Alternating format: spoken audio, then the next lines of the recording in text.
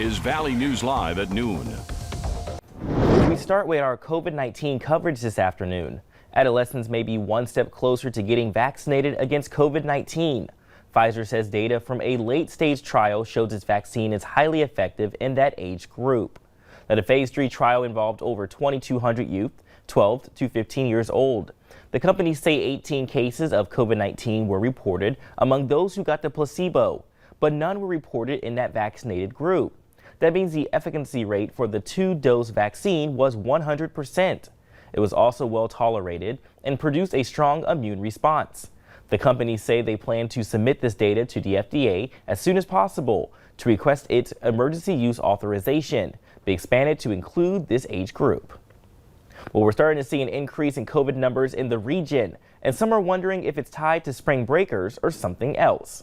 Well, after backtracking the COVID-19 numbers the last few months in Cass County, many days have peaked close to or over the 100 mark, highlighting those between the ages of 10 and 29.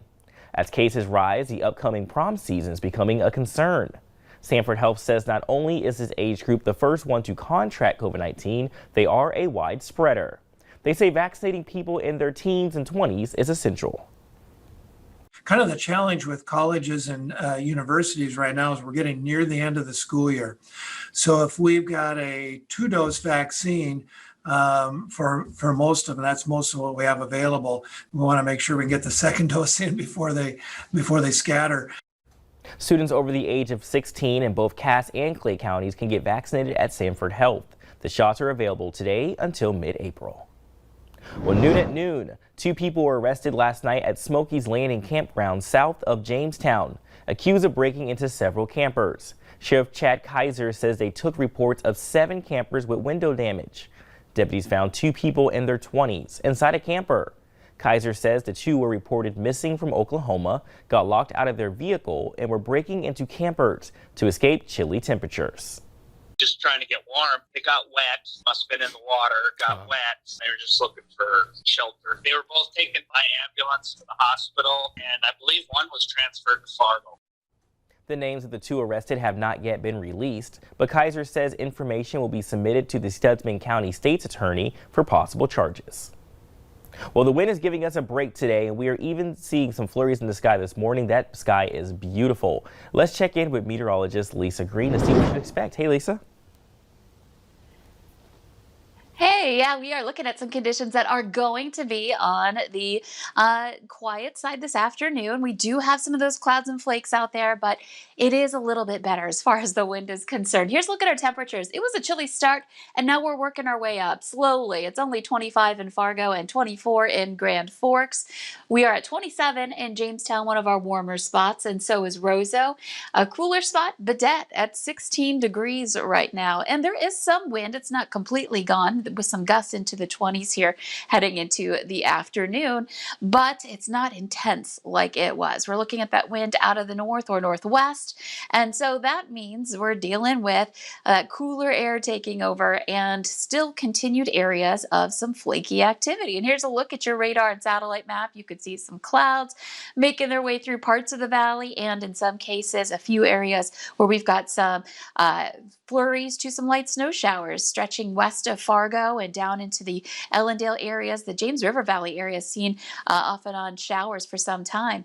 And looking at your planner for today, expect the clouds to eventually give way. We'll get some sunshine into the afternoon, temperatures warming more into the 30s in places, and a lot of spots staying below freezing. But we do have a warm up in store. We're going to talk more about that and how the holiday weekend ahead is looking in just a couple of minutes.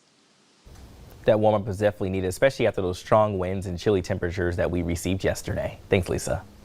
Well, the Fargo Police Department is warning of 2 high-risk sex offenders now in the area, both charged with crimes against minors.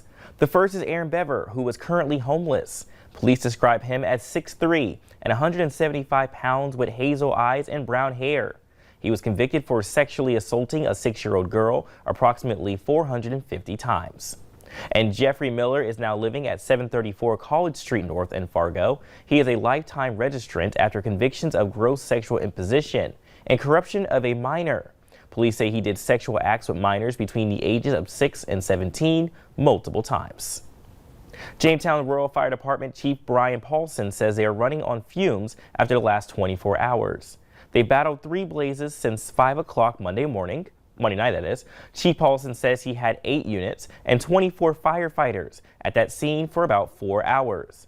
They were called back at just about before midnight south of Jamestown on Highway 281. Crews had little time to rest up when the third call came in around 4:30 yesterday afternoon.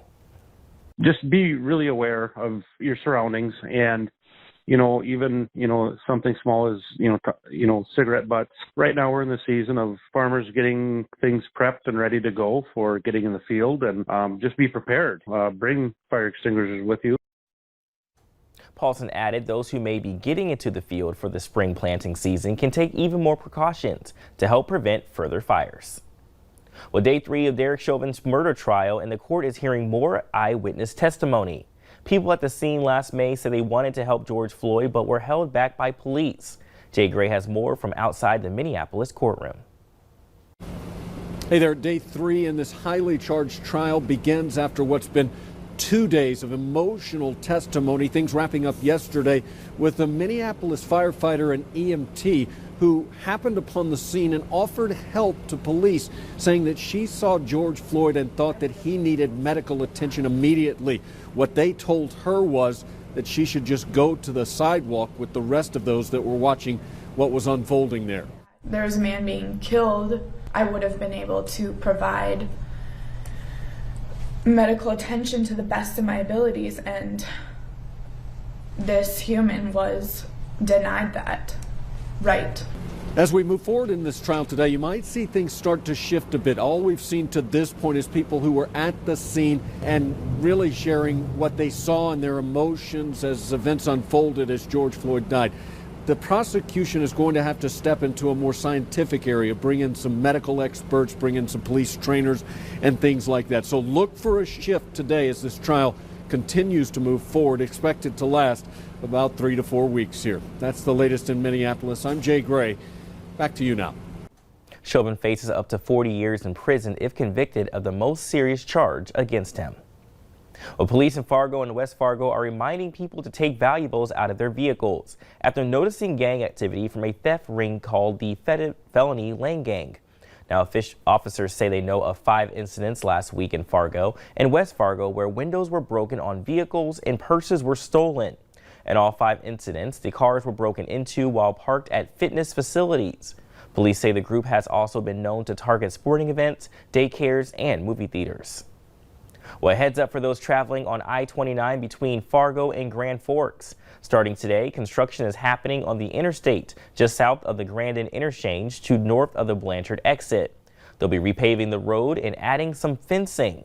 Both directions will be down to 1 lane and speeds will be reduced to 65 miles per hour. Tickets are now on sale for the North Dakota State Fair. You can find a link to purchase them right on our website, valleynewslive.com. The fair runs July 23rd through the 31st. The season gate pass will get you into the fair for all 9 days for $25. Tickets for Leonard Skinard are $50 and Billy Idol tickets are $40. Well, coming up at noon, a mother-daughter team is volunteering their time to help fight COVID-19. And the weather today, a big change from that heavy wind yesterday. Weather up next with meteorologist Lisa Green.